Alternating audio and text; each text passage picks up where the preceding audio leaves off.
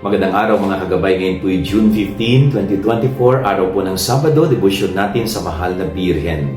Napakaganda po ng ipinapaalala ng Gospel. Sabi sa Gospel, huwag na huwag kang sisira sa iyong sinumpaan.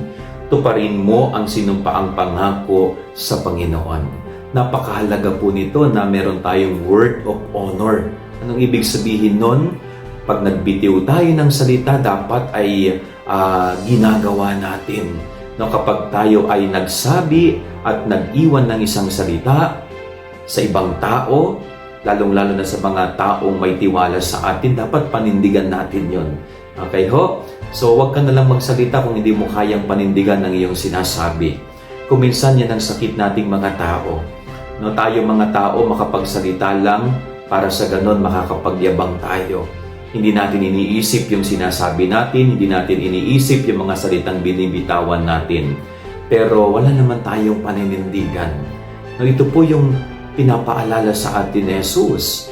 No, maging totoo ka at tapat ka, panindigan mo yung bawat salitang sinasabi mo sa iyong kapwa-tao. Huwag kang sisira sa iyong mga pangako. Pag nangako ka, gawin mo. Huwag mong paasahin ang ibang tao at yung mga taong pinangakuan mo.